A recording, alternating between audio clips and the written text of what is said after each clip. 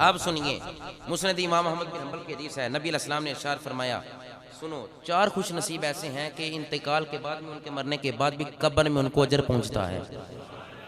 जब सरकार हमारे पहुंचता है तो हम दुआ करते रहेंगे, हम इस्तिगफार करते रहेंगे, हम साले सवाब करते रहेंगे, ना हम मुशरिक हैं ना हम बिदअती हैं। फरमाया 4 बंदों को मरने के बाद भी कब्र में उसका अजर पहुंचता है। वो दुनिया से चले गए हैं, वो दुनिया से चले गए हैं, अमल नहीं कर रहे। फरमाया मुर्दे हैं। मरने वाले को मरने के बाद 4 चीजें फायदा देती हैं। बता दो कौन सी हैं? बता दूं? सुनना चाहते हैं? फरमाया सबसे पहली चीज, अगर कोई शख्स राह खुदा में जिहाद कर रहा था, जिहाद करते करते फौत हो गया, कब्र में उसको हमेशा हमेशा फायदा पहुंचेगा। अब ये क्या है, अगर किसी का अमल फायदा नहीं देता तो? फरमाया जा रहा है कि 4 बंदे मरने के बाद भी अजर क़यामत तक है उनका। राह खुदा में जिहाद करने वाला, अल्लाह को राजी करने के लिए तलवार उठाने वाला दुनिया से चला गया मैदान जिहाद में। हदीस बता रही है मुस्नद इमाम अहमद की कि वो कब्र में है, अल्लाह उसका दर्जा बुलंद फरमा रहा है। दूसरा फरमाया तालिब इल्म, जब तक वो अमल करता रहे और पढ़ता रहे। एक बच्चा जिसको उस्ताद पढ़ाए और वो अमल पैरा रहे उस बात पर, और पढ़ता रहे, अमल पैरा रहे उन अहकामात पर जो उस्ताद ने बताए। फरमाया उस्ताद दुनिया से चला गया, पढ़ाने वाले का अजर तब भी कब्र में बाकी है। तीसरा फरमाया, हदीस से पाक है, फरमाया सदका करने वाला, सदका करके दुनिया से चला गया, जब तक सदका होता रहेगा और जारी रहेगा। बाप ने किया, बेटे ने फिर किया, आगे उसके बेटे ने किया। जिसने शुरू किया था सदका, राह खुदा में माल दिया था, वो दुनिया से चला गया, जब तक वो जारी रहेगा कब्र में उसको फायदा पहुंचता रहेगा। चौथा फरमाया, सुनो, औलाद है ना, औलाद, नेक औलाद माँ बाप के लिए दुआ करती रहे, जब तक करती रहेगी। मरने वाला बाप हो या माँ हो या अजीज अकरबा में से कोई हो या रिश्तेदार हो, जब तक वो दुआ करते रहेंगे उनको अजर मिलता रहेगा, उनको अजर मिलता रहेगा। इस पर लोग एतराज करते हैं और हदीस से पाक सामने लाते हैं। इसका क्या है कि जब तुम मैयत पर नमाज पढ़ो, जब तुम मैयत पर नमाज जनाजा अदा करो, जब तुम मैयत पर नमाज जनाजा पढ़ो तो क्या करो? फ़ाख़लिसू, तो खुलूस से दिल से, लहु दुआ, उसके लिए दुआ करो। ये हदीस पढ़कर उम्मत में तफरका डालने की कोशिश करते हैं। इज़ा सल्लैतुम अलल मय्यित, जब तुम नमाज जनाजा अदा कर लो मैयत पर, फ़ाख़लिसू, तो खुलूस से दिल से, लहु दुआ, उसके लिए दुआ करो। हदीस पाक पढ़ के लोगों को गुमराह करके पता क्या कहते हैं? ये जी नमाज जनाजा ही दुआ है, आपने पढ़ा नहीं जी? अल्लाहुम्मा अग़फ़िर लि हय्यिना व मय्यितिना व शाहिदिना व गायबिना व सगीरिना व कबीरिना व ज़कारिना व उनसाना, अल्लाहुम्मा मन अहयैतहु मिन्ना फ़अहयिह अलल इस्लाम व मन तवफ़्फ़ैतहु मिन्ना फ़तवफ़्फ़हु अलल ईमान। कहते हैं आपने ये पढ़ा तो है, ये दुआ ही है।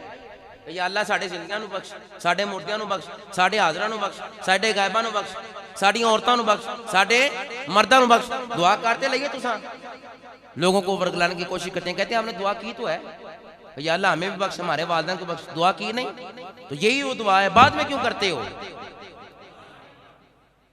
जवाब मैं देना, सुभान अल्लाह तुसां कहनी।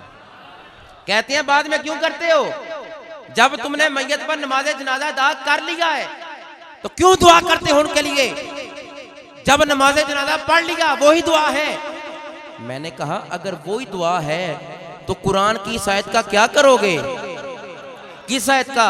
अल्लाह कुरान में इरशाद फरमाता है, कुदियतिस सलातु फंतशिरू फिल अर्द। बस जब तुम नमाज पढ़ लो, बस जब तुम नमाज पढ़ लो, नमाज 5 गाना की बात है, नमाज जनाजा की नहीं। बस जब तुम नमाज पढ़ लो, फाइजा कुदियतिस सलात, जब तुम नमाज अदा कर लो, नमाज पढ़ लो, फंतशिरू फिल अर्द, तो जमीन में सैर करो, फैल जाओ जमीन में। तो क्या नमाज के अंदर ही जमीन में फैला जाएगा? एतराज लोग करते हैं नमाज जनाजा के बाद दुआ नहीं करनी, क्योंकि नमाज जनाजा ही दुआ है। मैंने कहा सुनो, फ़ाइज़ा कुदियतिस सलात, जब नमाज पढ़ लो तो रब फरमाता है फंतशिरू फिल अर्ज़, तो जमीन में सैर करो। तुम कहते हो नमाज जनाजा ही दुआ है, तो यहां पर फिर कुरान की साय से पता चला कि नमाज में ही फिरना चाहिए। नमाज में तो नहीं ना फिरा जाएगा, नमाज मुकम्मल करने के बाद फिरा जाएगा। पता चला नमाज अलहदा है, इंतिशार फिल अर्ज़ अलहदा है। नमाज पहले है और जमीन में फिरना बाद में है। जो तवील कुरान की आयत की जाएगी वही हदीस की जाएगी कि जब तुम इज़ा सल्लैतुम अलल मय्यित, जब नमाज जनाजा अदा कर लो तो फरमाया फ़ख़लिसू लहु दुआ, बाद में उसके लिए दुआ किया करो। अगर नमाज में ही इंतिशार फिल अर्ज़ हो आपके ज़हन के मुताबिक, तो फिर तो ये बड़ा अजीब सा मामला है कि नमाज में कैसे लोग फिरेंगे। पता चला नमाज अलहदा है और इंतिशार फिल अर्ज़ अलहदा है। इसी तरह नमाज जनाजा अलहदा है और दुआ उसके बाद है। आखिरी हदीस पाक, एक गुलाम हाजिर होकर कहता है आका, पहले तो बाप की बात की है, आका वालिदैन दुनिया से चले गए हैं, माँ भी चली गई, बाप भी चला गया, दुआ करो जब माँ बाप दुनिया से जाएं तो औलाद पर राजी हो। ये दुआ किया करें, कहीं आमीन। उस बंदे की जिंदगी खत्म हो जाती है जिसके वालिदैन नाराजगी की हालत में चले। चाहे ये मौजूद है कि माँ की कब्र की तरफ चला जाए, बाप की कब्र की तरफ चला जाए, पाँव की तरफ, सराने की तरफ चला जाए, तो अल्लाह माफ़ कर देगा।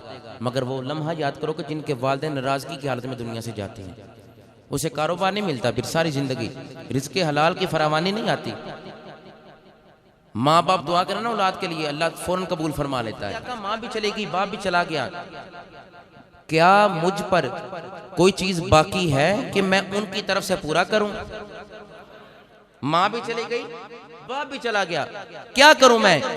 नबी अलैहिस्सलाम ने फरमाया सबसे पहले तुम दुआए इस्तिग़फ़ार करो अपने वालिदैन के लिए। पहले तो सिर्फ बाप के लिए, अब दूसरी हदीस मुबारक वालिदैन के लिए, ये भी सियासत की हदीस है। फरमाया उनके लिए दुआए इस्तिग़फ़ार करते रहो, माँ बाप के लिए दुआ कर। आका फिर मुझ पर क्या बाकी है, वो तो चले गए दुनिया से, फिर मैं क्या करूं?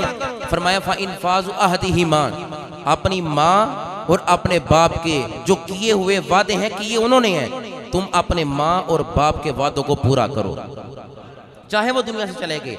आका तीसरा भी कोई मुझ पर हक है? फरमाया हाँ नाम, तुझ पर तीसरा हक भी बाकी है। अर्ज़ की सोहने वो कौन सा? फरमाया उनके रिश्तेदारों से अच्छा सलूक करो, माँ की सहेलियों से, बाप के दोस्तों से अदब से कलाम करो, ये तुझ पर बाकी है।